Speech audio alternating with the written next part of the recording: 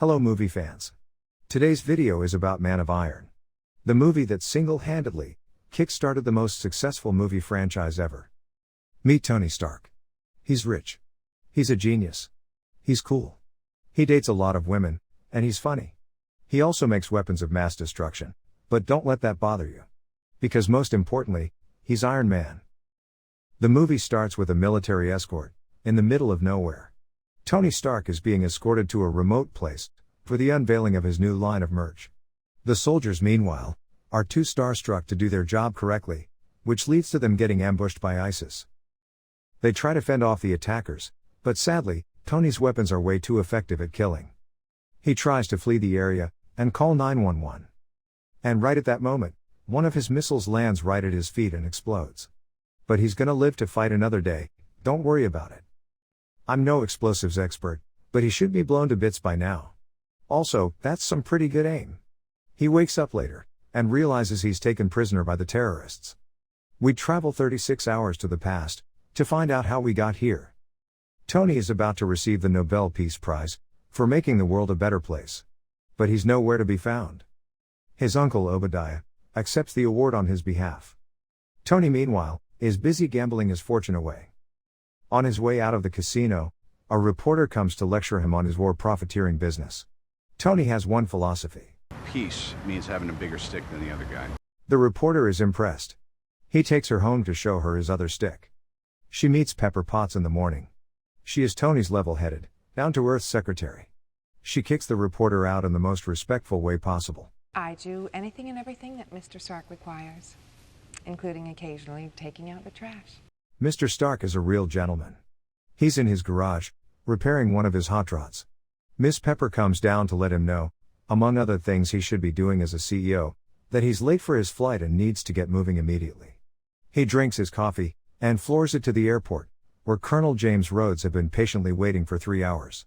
It's a long flight, so they decide to drink and party because why not? Tony gets to the meeting, does his sales pitch, and gives a demo of his new line of explosive plushies. The Jericho. He wraps up the sale, and prepares to go back to his garage. The ambush happens, and that's how we got here. Tony wakes up in prison, completely unaware. His cellmate Yinsen took the liberty of installing an electromagnet in his chest, and hooked it to a car battery, to keep the shrapnel from entering his heart. The terrorists interrupt their conversation on magnets, and how do they work inside a human body. They welcome Tony to their humble cave. They want the boy genius to make one of the new missiles, in exchange for his freedom. Tony refuses, and gets waterboarded. They take him outside, and show him their weapons stash. Tony is shocked that most of the weapons are his. He knows he won't be set free, so he hatches a plan. Make an armor suit out of the spare parts available to him, and escape. And fool the terrorists into thinking that he's making the Jericho missile. He gets to work immediately. First order of business is to do something about that contraption inside his chest. He breaks apart some of his weapons, does some soldering, and pours liquid metal in a mold. And somehow ends up with a miniature arc reactor to power the suit and keep him alive. The terrorists meanwhile are getting suspicious. They can't seem to make out what is Tony doing all day in his cell. After some welding, board games, and a lot of hammering, the armor is finally ready. Tony wears it to make sure it fits. But only then they decide to install the software. They had ample time to do so earlier, but it's Tony's origin story, and we can't have this guy tag along. Why are they using a computer with 2 languages? Yinsen decides to sacrifice himself, in order to buy more time for our boy genius. Goodbye Yinsen. Tony Stark is finally ready. He punches his way out of the cave, and burns the weapons stash outside with a flamethrower. He then presses a button that magically makes him fly out of harm's way, and comfortably land on sand. But he's gonna live to fight another day, don't worry about it. Not bad. He then wanders the desert until he's magically rescued by Colonel Rhodes. How did they find him? We are back home. Tony wants 2 things. Burger King, and a press conference. He asks everyone to sit on the floor, and then stands up. He realized the error of his ways, during his 3 months in captivity. So he decides to shut all weapons production. Obadiah quickly intervenes, and downplays the whole statement. They meet up after that PR disaster, and Obadiah asks Tony not to rush into any decisions, and consider the ramifications before doing so. The media meanwhile are having a blast with what he just announced. The next day, Tony asks Pepper to come down to his garage. He wants her to dig right through his chest and put the new upgraded arc reactor in. He then goes to meet with Colonel Rhodes. They talk about his little stunt with the press. Tony wants to stop making weapons for everyone, and now only wants to make one for himself. And he wants the Colonel to be a partner in his new venture. Rhodes refuses, and they part ways. Tony goes back to his garage and starts working on his new project. Remember these guys? They salvaged whatever is left of the old armor suit. Tony, meanwhile, is doing science in his garage. He is working on a new and improved armor suit. After some trial and error, pizza, and family support, he finally manages to get it right. Yeah, I can fly. He wears the suit and takes it out for a spin.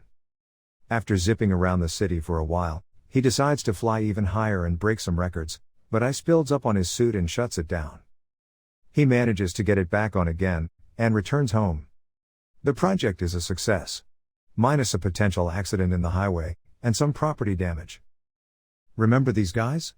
Now they are trying to reverse engineer the suit. Tony, meanwhile, is tweaking some things here and there. The TV catches his attention. They are talking about his recent press conference, and assume he is probably home-ashamed and bedridden, and won't be making public appearances anytime soon. They should know better. He tells male Alexa to paint the suit red, and goes out for the night, to crash his own party. Agent Coulson from S.H.I.E.L.D. wants to know how Tony escaped from the terrorists in the first place. But always seems to pick the worst time and place to question our hero. He can simply meet him home and ask him. Tony realizes how beautiful Miss Pepper is, and asks to dance with her. She only accepts because he is her boss. He also has a reputation for being a playboy, which makes her even more uncomfortable. The reporter is back. She lets Tony know that his company never stops selling weapons. He confronts Obadiah about it, who finally reveals to the boy genius that he is the one behind his kidnapping, and the injunction to kick him out of his own company. The news doesn't sit well with Tony. He reflects on it back home, and decides to take matters into his own hands. He suits up, and flies to Afghanistan. He kills the bad guys, and destroys their weapons. The US military can't figure out what's happening, so Colonel Rhodes gives Tony a call.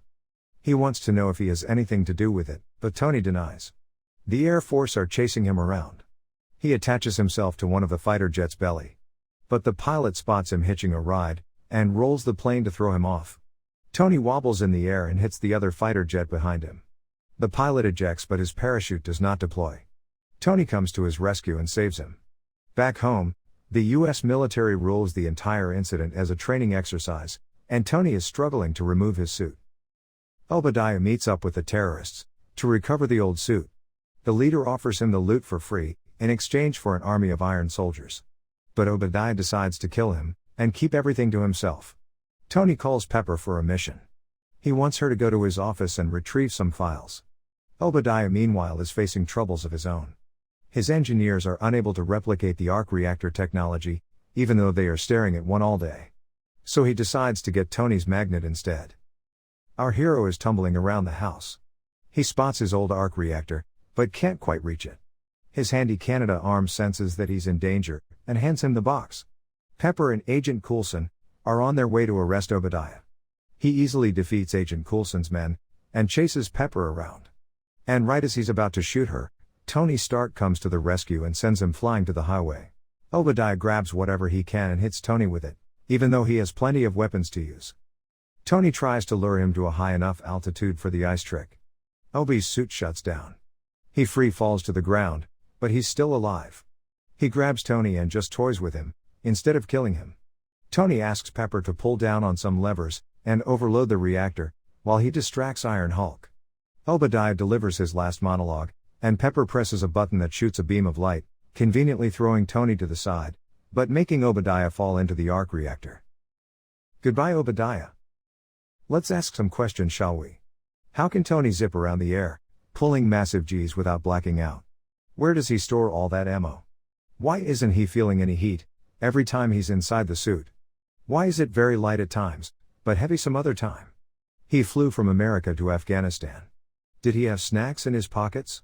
How does one manage to insert A cylindrical tube right in the middle of his chest. And more importantly, how is he still alive? The morning after the incident, Colonel Rhodes explains to the media that it's just a prototype experiment gone wrong. Even though multiple eyewitnesses saw what happened, but anyway. Agent Coulson hands Tony a carefully written statement for his press conference. The reporters have trouble believing the official version of events. But instead of denying, Tony openly admits that he is Iron Man. The end. I hope you enjoyed my take on this movie. More critical recaps are expected as soon as I find myself willing to waste hours sifting through footage and coming up with a script. Thank you all.